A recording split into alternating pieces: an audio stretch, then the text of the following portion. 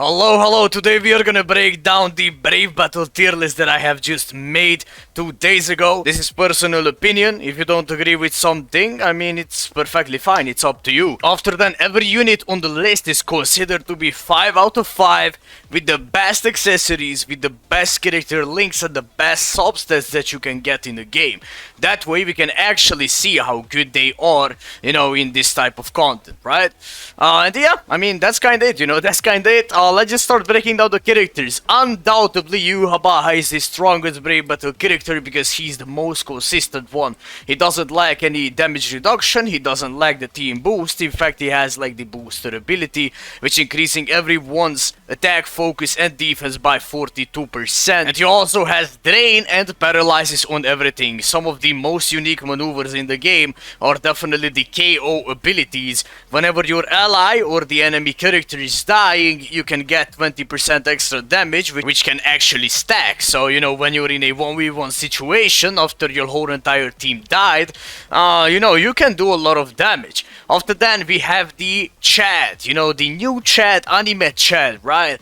What we thinking about Chad? A lot of people are kinda biased about the Chad because he doesn't have Pierce Invincibility. But to be completely honest with you, those people don't really have Chad 5-5.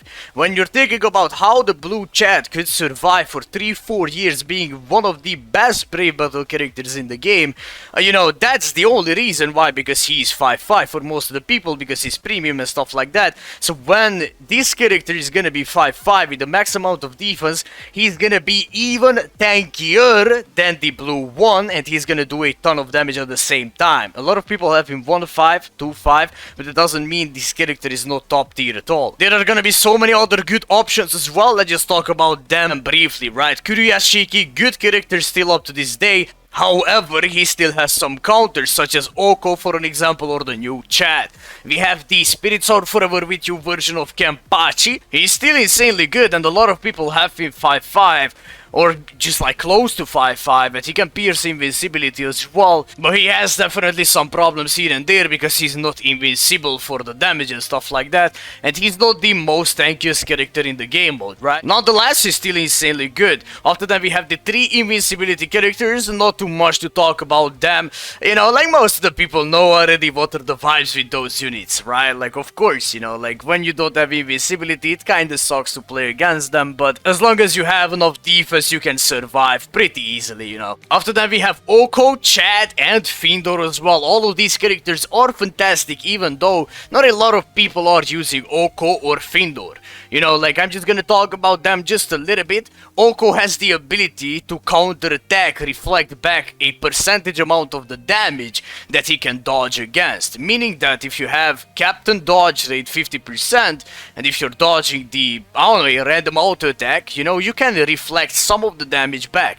And that counter-attack ability, in case you don't know, that works with dodge rate in general. You don't need to have a specific ability on you for the counter-attack to work, You can just simply add as a bonus ability, you can simply add it as a link, stuff like that. And sometimes when you're just like luckily, magically dodging an attack, randomly from, let's just say Red Yamamoto, right? You can reflect back some of the damage, and the character, if the character is not tanky, they can instantly die, if you know what I mean. That's another good thing about Ouko. He kinda struggles against the new Chad, that's for sure, or Hashwad in general, but he can safely just stand against Tsugishima easily, like if you're building him as defense, and he can kill the Spirits Kenny and the Spirits Kuruyashiki as well. Blue Chad, still fantastic, nothing too much to talk about, insanely tanky, and that's about it, he's not the main damage dealer or anything like that, but he's tanky and, like he can kill the team as long as you're playing the match for like 10 minutes, if you know what I mean. After that, we have Findorr, insanely high defense in general, and he has a slow maneuver, right?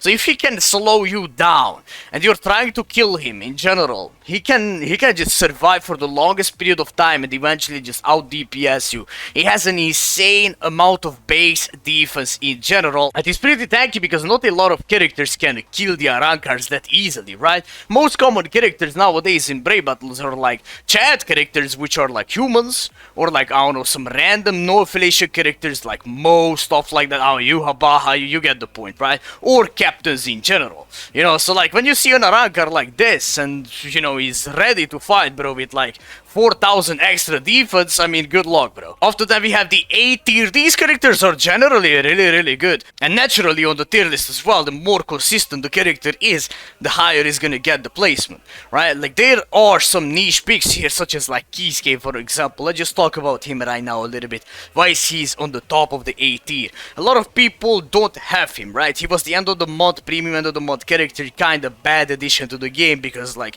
it was at a wrong time for like most of the people. We have a lot of premium banners nowadays, and not a lot of people wanted to spend orbs on him, but he has a ton of damage, you know, in his hand. He has the no affiliation killer ability, he has the debuff second skill, which can somewhat mitigate Yhwach's boost, right?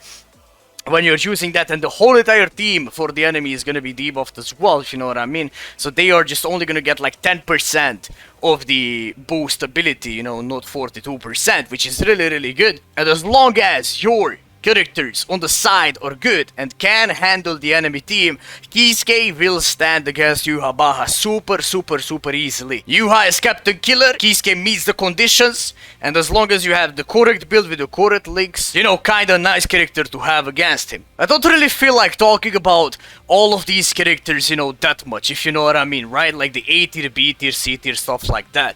But we have some characters here that are actually really good, but people are not really using them.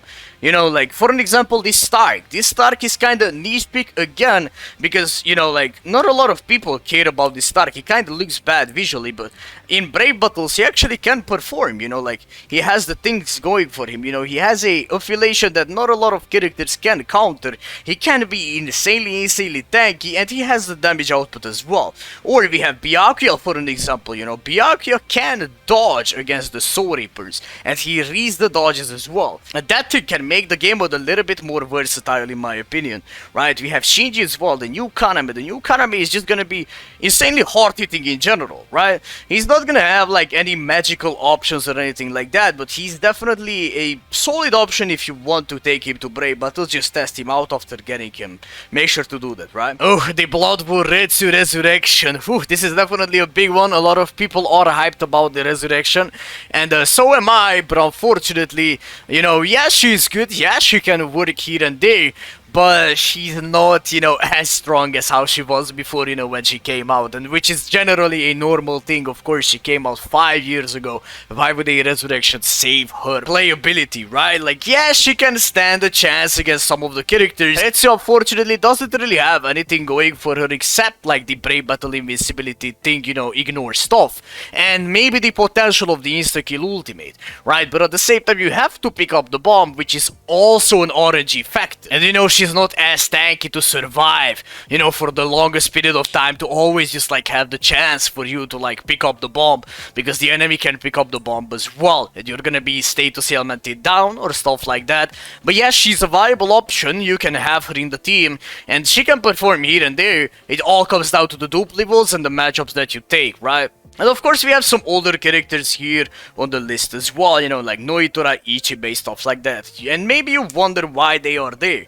Because, like, the thing is, like, yeah, okay, in general, they could be a little bit higher, but, like, what's the point of having Ichibei higher on the list when he can only perform against, like, Espada characters in general? He kinda lacks the damage now. Yeah, he can be tanky, yeah, but, like, he doesn't really bring any things, you know, to the table. He's a good character, and in fact, all of these characters can succeed, you know, to a certain extent.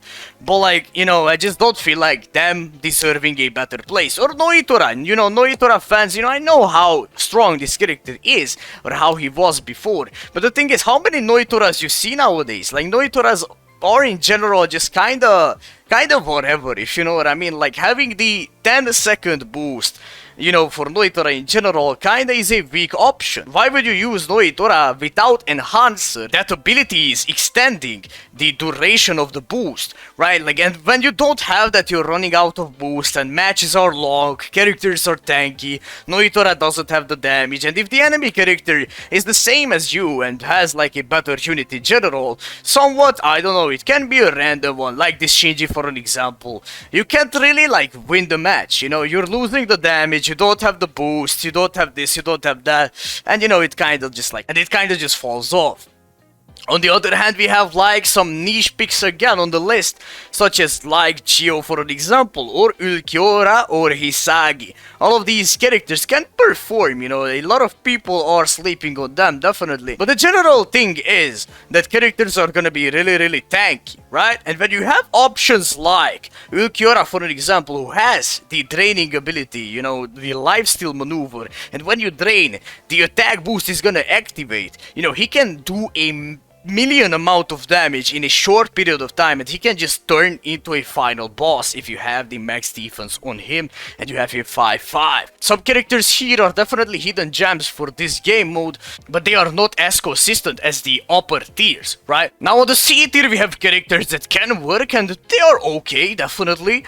And the same thing applies here as well. If you have a strategy such as like the Lost strategy and you're lucky enough to not face always like characters such as like this Kenpachi or stuff like that who is like preventing you from reviving, yeah, you can succeed to a certain extent and win some matches for sure. But units such as like this Ichigo or this Yhwach, right, like of course they're not gonna get like a higher spot, if you know what I mean, like what they can do nowadays, you know, like absolutely nothing. And we have the Lost tier here, the SP units. That doesn't really mean these units are bad or anything like that. I just made a different bracket for them, you know. I'm sure some people will think like, oh, why are they on the bottom? They can actually work. Yeah, of course they can. Like look at Aizen, look at Ichigo, look at Kenpachi, stuff like that. Yamamoto, 7th anniversary Ichigo, Retsu, even Ulquiorra can work. Some characters here are better than the others, definitely, because the activation times on the abilities are the best thing that can make an SP unit a good Brave Battle one. You know, if you're casting your ability for 50 years, of course the character is not gonna be valid. Other than that, I mean, hey, that's kinda it, you know. You can use any type of strategies, you can have fun with this, you can have fun with that. I'm probably gonna like update the tier list like every 4 to 5 months, depending how the meta is gonna change and stuff like that. But you know, since we're never really doing a Brave Battle tier list, I thought why not. And hopefully you guys enjoyed it, man. And you know the vibes, bro. Wherever you are, have a great day/night, and I truly hope I will see you the next one. Take care and bye bye.